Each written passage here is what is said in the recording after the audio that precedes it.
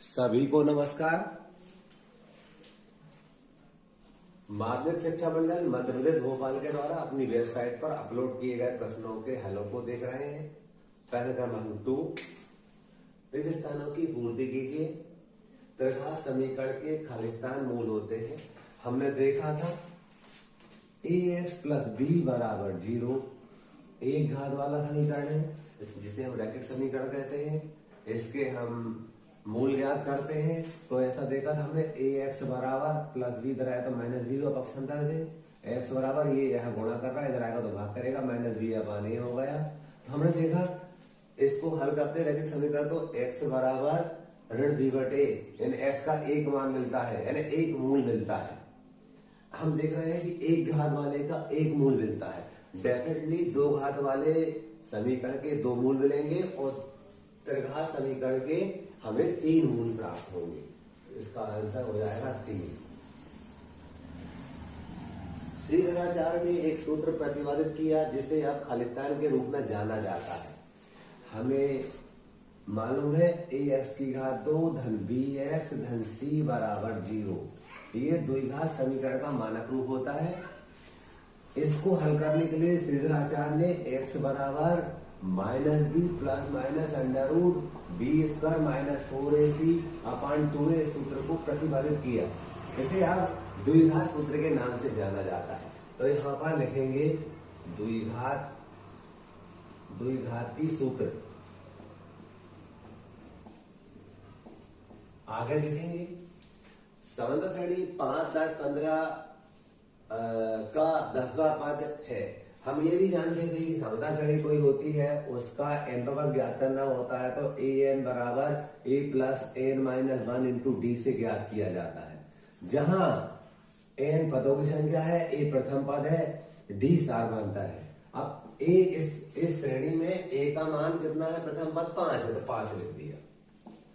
धन n का मान कितना? हमें 10वां पद ज्ञात करना तो n का मान हमें 10 दे रहा है।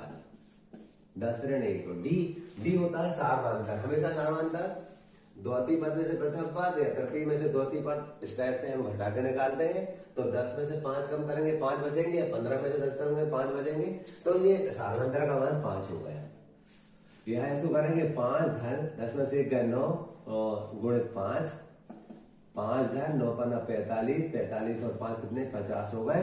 तो डेफिनेटली इस सार्वधातुक का 10वां पद होगा वो 50 होगा। कुछ बातों को हमें समझ के निकालना पड़ेगा, कुछ को हमें याद करना पड़ेगा। सभी वर्ग एक खालिस्तान होते हैं।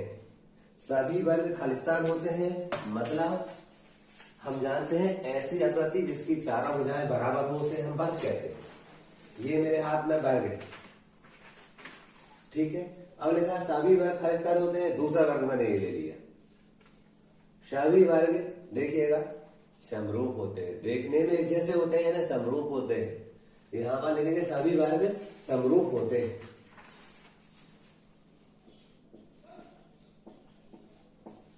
ऐसा चतुर्भुज जिसकी चारों भुजाएं बराबर हो, प्रत्येक कोण 90 अंश का हो उसे हम वर्ग कहते हैं। तो हमने देखा कि ये सभी वर्ग, एक वर्ग ये लिया, ये लिया, दोनों ही देखने में कोई वर्ग लेंगे देखने में जैसे आएंगे उसे हम समरूप कहते हैं। सभी वर्ग समरूप होते हैं। एक निश्चित घटना की प्रायिकता खालिस्तान होती है। कुछ याद करना पड़ेगा तो हम कहेंगे 1 होती है। निश्चित घटना की प्रायिकता 1 होती है। त्रिज्या r वाले वृत्त का क्षेत्रफल का सूत्र खालिस्तान है। अब आपने देखा था कि इस टाइप से वृत्त होता है। इसकी त्रिज्या हम बात करते हैं तो यहां से लेकर के ये केंद्र जहां प्रकार की नौक रखते वो केंद्र कहलाता है। यहां से लेकर के यहाँ परिधि तक की दूरी त्रिज्या होती है। त्रिज्या हमें 8 दे रखी है। तो ये इसका क्षेत्रफल क्या होगा? तो हमने थोड़ी एक्सप्लेन पढ़ा था तो अभी देखा था वृत्त का क्षेत्रफल पाई r वर्ग होता है।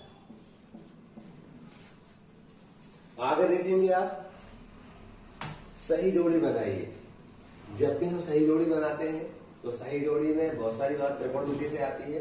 त्रिकोणमिति के जो फंडामेंटल सूत्र होते हैं उनको बाजू में लिख लेना चाहिए पहले। अपने परीक्षा में जब जोड़ी बना रहे होते हैं या हमारे दिमाग को याद होना चाहिए। अब फार्मूलेस क्या होते हैं? तीनों सरल समीकरण होती है वो लिख ली हमने। और यहाँ पर हम बात करते हैं ये जो कोड वर्ड बनाया है हमने, पीवीपी, एचएसबी है, जो लाल बड़े कक्का, जो भी इसको याद रखना है, जिसको याद रह जाता है वो चार्ट में लिख लेंगे तो जोड़ी बनाने में आपको हेल्प मिल जाती है। कोई सवाल करते हैं तब भी हमें को हेल्प मिलती है। आप देखिएगा साइन स्क्वायर ए प्लस कॉस स्क्वायर ए, मध्य का पहली सरगमी का है, इसमें इसका मान 1 होता है, तो यहाँ एक कौन से नंबर पर डी पे लिया, तो यहाँ पर डी में लिख देंगे और यहाँ 1 लिख देंगे। क्लियर? दूसरा देखिएगा टेन ए बराबर हम जानते हैं लंब बटे आधार होता है, यानी परपेंडिकुलर बेस होता है। ये तो इसमें छपा नहीं है कहीं खंडफा में, तो दूसरा रूप क्या होता है, टेन ए बराबर साइन ए बटे कास ए भी होता है, टेन ए बराबर साइन ए अपन कास ए भी होता है, टेन ए बराबर साइन ए अपन कास ए भी होता है। तो हम यहाँ पर देख रहे हैं एफ करके इसका आंसर होगा, यहाँ एफ ले लीजिए, साइन ए अपन कास ए। आगे चलेंगे हम 5 सेक स्क्वायर ए माइनस 5 टेन स्क्वायर ए का मान क्या होगा। देखिए यदि यहां से हम 5 कॉमन लेते हैं, यदि 5 कॉमन लेते हैं तो क्या बचता है हमारे पास, सेक स्क्वायर ए माइनस टेन स्क्वायर ए ऐसा बचता है। अब देखिए सर्वसैनिक का सेकंड, देखिए सेकंड में आपको यदि हम इस टेन को उधर ले जाएंगे तो हमें 1 बराबर क्या मिलेगा, सेक स्क्वायर ए माइनस टेन स्क्वायर ए मिलेगा।